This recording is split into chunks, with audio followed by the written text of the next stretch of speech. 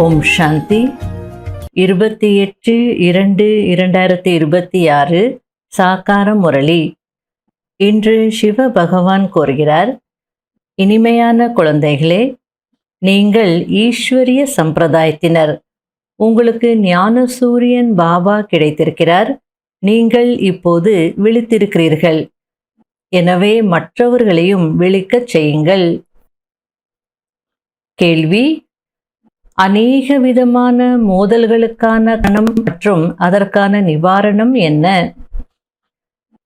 பதில்: தேக அபிமானத்தில் வருகிறீர்கள் என்றால் அநேக விதமான மோதல்கள் நடக்கிறது. மாயையின் கிரகச்சாரம் பிடித்து கொள்கிறது. ஆத்ம அபிமானிகளாக ஆகுங்கள், சேவையில் ஈடுபடுங்கள் என்று பாபா கூறுகிறார்.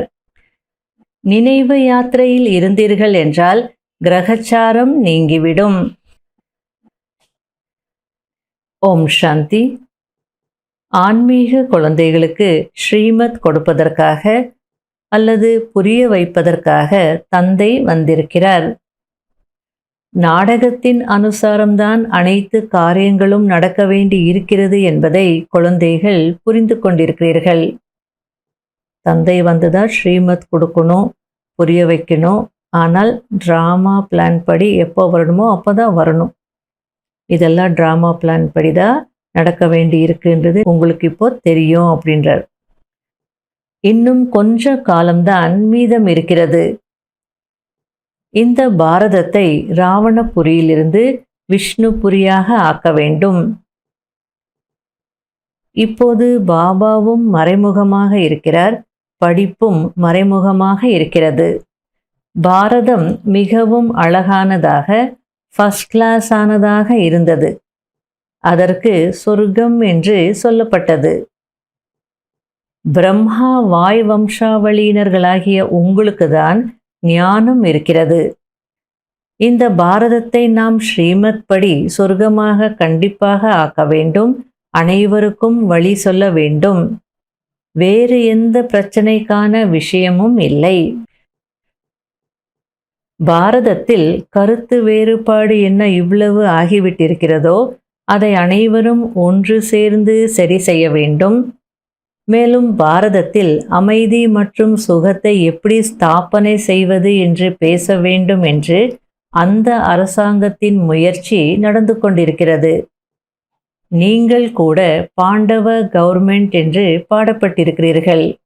இது பெரிய ஈஸ்வரிய கவர்மெண்ட் ஆகும். உண்மையில் இதற்கு தூய்மையான ஈஸ்வரிய கவர்மெண்ட் என்று சொல்லப்படுகிறது. இப்போது பாபா உங்களை எழுப்பி இருக்கிறார். பிறகு நீங்கள் மற்றவர்களை எழுப்ப வேண்டும். யுத்த மைதானத்தில் எழுச்சி வீழ்ச்சி இருக்கத்தான் செய்கிறது.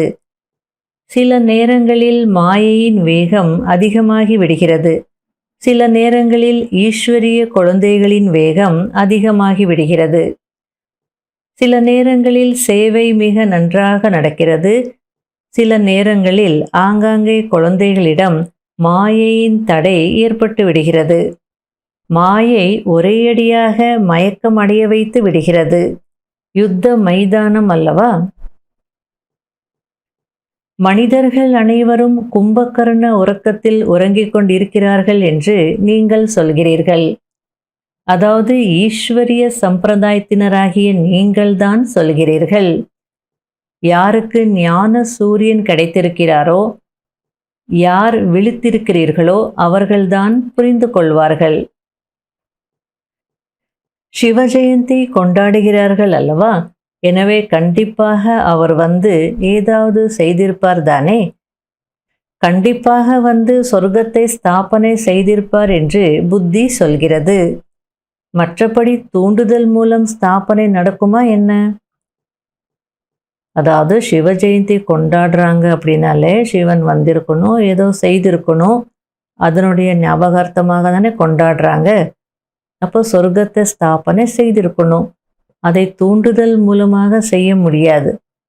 அப்போ சிவன் வந்து என்ன செய்தார்? ஞானம் கொடுத்துருக்கணும், ராஜயோகம் சொல்லி கொடுத்துருக்கணும், இப்படி மற்றவங்களுக்கு புரிய வைங்க அப்படின்றார். நாங்கள் பாரதத்தில் சொர்க்கத்தை ஸ்தாபனை செய்வோம், அங்கே ஒரு தர்மம் இருக்கும் என்று நீங்கள் கேரண்டி கொடுக்கிறீர்கள்.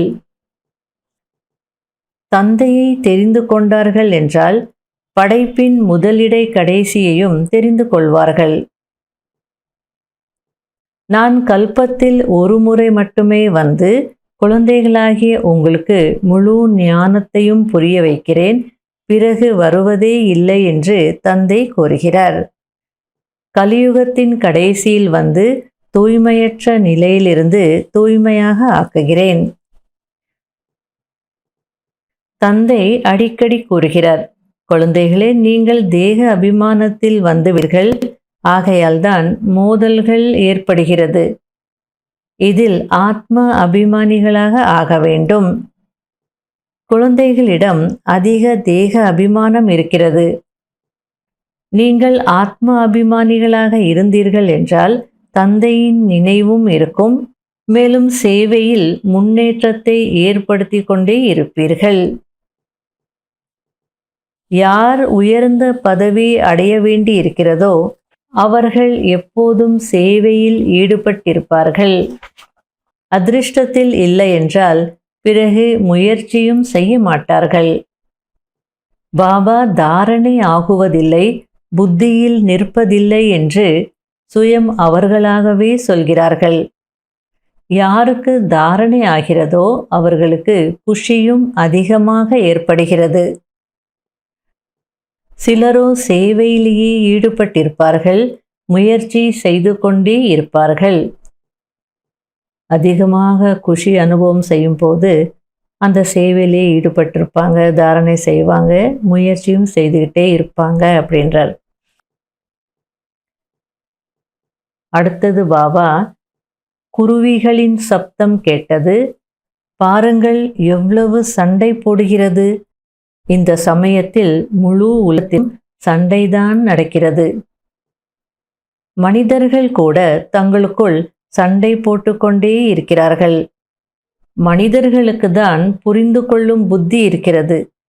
5 விகாரங்களும் மனிதர்களிடம்தான் இருக்கிறது என்று பாடப்பட்டிருக்கிறது, விலங்குகளின் விஷயம் அல்ல. இது விஷியஸ் வேர்ல்ட், அதாவது விகாரங்கள் நிறைந்த உலகம். கலியுகத்தில் இருப்பது அசுர சம்பிரதாயம், சத்தியுகத்தில் இருப்பது தெய்வீக சம்பிரதாயம். இப்போது உங்களுக்கு இந்த வித்தியாசம் அனைத்தும் தெரியும். கலியுகத்திற்கும் சத்தியுகத்திற்கும் என்ன கான்ட்ராஸ்ட் இருக்குன்றது உங்களுக்கு நல்லாவே தெரியும் அப்படின்றார். நாம் நடிகர்கள் என்பதையும் குழந்தைகள் தெரிந்திருக்கிறீர்கள். இங்கிருந்து டிரான்ஸ்ஃபர் ஆகி நேராக சத்தியுகத்திற்கு செல்வதில்லை, முதலில் சாந்தி தாமத்திற்கு செல்ல வேண்டும். உலகத்தில் யாருமே இதுபோல் தங்களை நடிகர்கள் என்று சொல்லிக்கொள்ள முடியாது. நடிகர்களாக இருந்து கொண்டும் நாடகத்தின் படைப்பவர், டைரக்டர் மற்றும் நாடகத்தின் முதலிடை கடைசியை தெரிந்து கொள்ள முடியவில்லை என்றால் அவர்கள் ஃபர்ஸ்ட் கிளாஸான முட்டாள்கள் ஆவார்கள். நடிச்சிட்டு இருக்காங்க, இது நாடகம்னு தெரியல, நம்ம நடிகர்கள் அப்படின்னு தெரியல, டைரக்டர் யாரு தெரியல, கிரியேட்டர் யாருன்னு தெரியல, நாடகத்தினுடைய அடுத்த சீன் என்னன்னு தெரியல. அப்போ இவங்களை என்னன்னு சொல்கிறது? ஃபஸ்ட் கிளாஸான முட்டாள்கள் அப்படின்னே சொல்ல முடியும் அப்படின்றார். நல்லது. இனிமையிலும் இனிமையான தேடி கண்டெடுக்கப்பட்ட செல்ல குழந்தைகளுக்கு மாத்பிதா பாப் தாதாவின் அன்பு நினைவுகள் மற்றும் குட் மார்னிங். ஆன்மீக குழந்தைகளுக்கு ஆன்மீக தந்தையின் நமஸ்காரம். கடைபிடிக்க வேண்டிய முக்கியமான சாராம்சம். முதல் பாயிண்ட், பாரதத்தில் சுகம் சாந்தியின் ஸ்தாபனை செய்வதற்கு அல்லது பாரதத்தை சொர்க்கமாக்குவதற்கு தங்களுக்குள் ஸ்ரீமத் படி இப்படி பாரதத்திற்கு சேவை செய்ய வேண்டும் என்று கலந்தாய்வு செய்ய வேண்டும். இரண்டாவது பாயிண்ட், சேவையில் முன்னேற்றம் காண்பதற்கு அல்லது சேவையின் மூலம் உயர்ந்த பதவி அடைவதற்கு ஆத்ம அபிமானியாகி இருப்பதற்கான உழைப்பு செய்ய வேண்டும். ஞான சிந்தனை கடலை கடைய வேண்டும். வரதானம்: தூய்மையின் ஆதாரத்தில் சுகம் சாந்தியின் அனுபவம் செய்யக்கூடிய நம்பர் 1 அதிகாரி ஆகுங்கள். எந்த குழந்தைகள் தூய்மையின் உறுதிமொழியை சதா நினைவில் வைக்கிறார்களோ அவர்களுக்கு சுகம் சாந்தியின் அனுபவம் தானாகவே ஏற்படும். தூய்மையின் அதிகாரத்தை பெறுவதில் நம்பர் 1 இருப்பது என்றால் சர்வ பிராப்திகளில் நம்பர் 1 ஆகுவதாகும். ஆகையால் தூய்மையின் அஸ்திவாரத்தை ஒருபோதும் பலவீனமாக்காதீர்கள். அப்பொழுதுதான் லாஸ்ட் சோ ஃபாஸ்ட் செல்வீர்கள். அதாவது கடைசியில் வந்தாலும் வேகமாக செல்வீர்கள்.